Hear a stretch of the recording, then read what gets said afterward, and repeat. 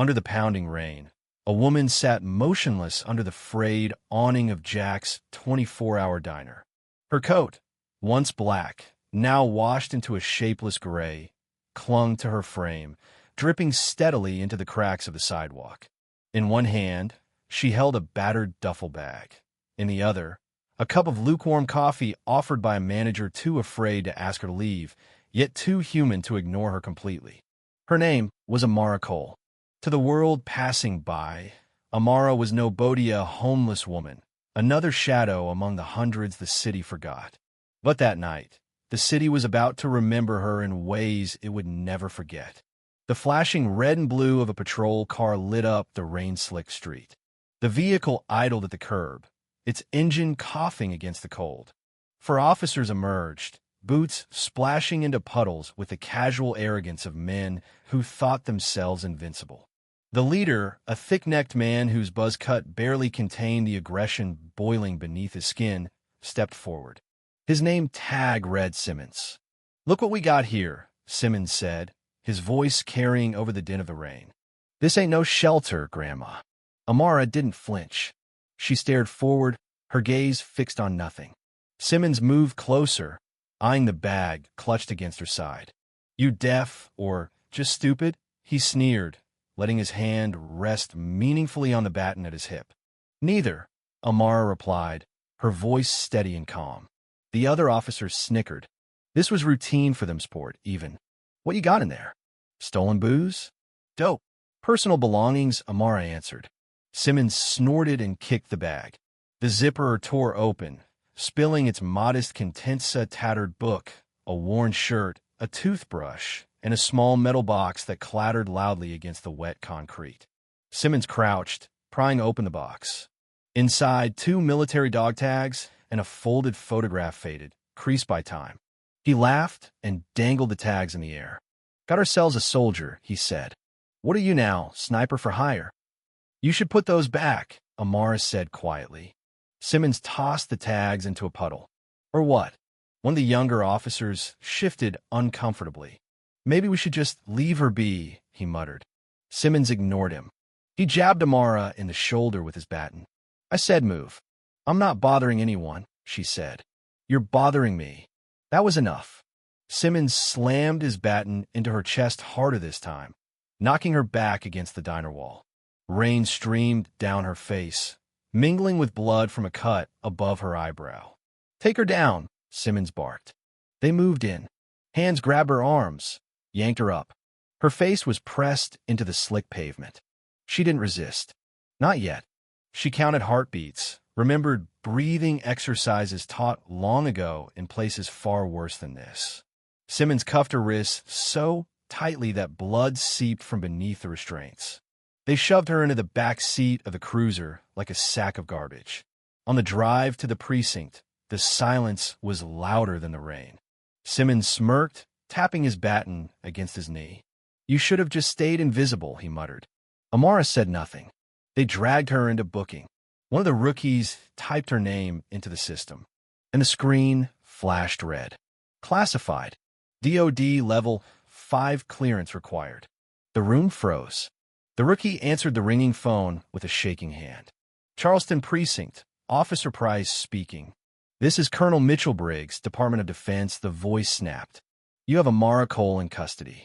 Release her immediately. Expunge all records." The call disconnected without ceremony. Simmons stared, confused and angry. But the rookie Price moved quickly, unlocking Amara's cuffs with trembling fingers. "You're free to go," he whispered. Simmons blocked the exit. "Like hell she is." Price shoved the cuffs into his superior's chest. "Department of Defense orders. You want to argue with them? Be my guest." Simmons glared at Amara as she calmly retrieved her belongings minus her metal box, which she noticed tucked under a pile of paperwork behind the desk. She said nothing, just walked out into the rain. She should have disappeared again. That would have been smart. Instead, she watched. She observed patrol patterns, took note of unmarked cars that started appearing near the diner, tracked surveillance installations where there hadn't been any before. They were scared, and that meant they would act stupidly soon. Sure enough, for days later, they came for her. Not police. Men in black tactical gear, armed with silenced weapons. No Vikings. No names. Assassins. They underestimated her.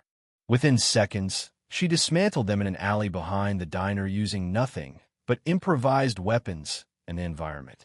She sent a message, taking one of their radios and broadcasting 2 chilling words before smashing it. They tried. Across the city, in a luxury high-rise, Victor Langston listened to the aftermath over a secured line.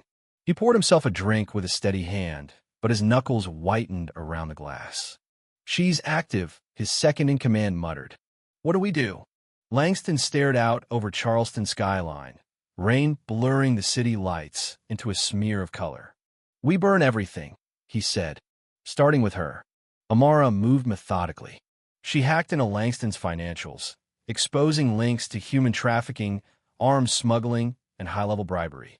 She sent the information to trusted contacts, those few not already on Langston's payroll. Then she struck Pier 17. She freed children locked inside shipping containers. She live-streamed the evidence before blowing the entire warehouse sky-high with thermite charges. The footage went viral. The world watched in horror and awe. The authorities couldn't spin it fast enough. Langston's empire crumbled overnight. His political allies fled. His name became toxic. But Langston was not finished. He retaliated the only way cowards do, by targeting the innocent. He kidnapped Officer Price's family. He broadcast a brutal ultimatum: surrender or watch them die. Amara answered. She walked alone into the clearing where they held them hostage, hands empty. Langston's mercenaries encircled her, guns ready. He strutted forward, smug and venomous. "You lose," he spat. Amara didn't blink. "This is for my daughter," she whispered. Then chaos. She moved like a phantom, disarming, striking, disabling. In 12 brutal seconds, half the men lay broken or dead. Langston tried to flee. Amara caught him. She beat him not to kill, but to humiliate, to end the myth he built around himself. But from a tree lean, a sniper hidden among Langston's last line of defense fired. Amara took the bullet. She collapsed, blood soaking into the dirt. She survived. Barely. Weeks later, under heavy protection in a classified medical facility, Amara woke. She learned Langston was dead, killed by Officer Price during the chaos. But victory tasted hollow, because Victor Langston had only been a branch. The root, the true architect of the suffering, was someone far worse. Victor Wolf, a name that made old generals shudder. A name Amara knew from a betrayal long buried in black operations history. The man who trained his own brother as a weapon and turned entire governments into pawns. Wolf was still out there, waiting, planning. Amara didn't heal to retire. She healed to reload. When she stepped into the rain once more, it wasn't to disappear. It was to hunt. Because ghosts like her don't vanish. They haunt. And the world was about to remember that some shadows fight back. Harder than ever. And they never fight alone.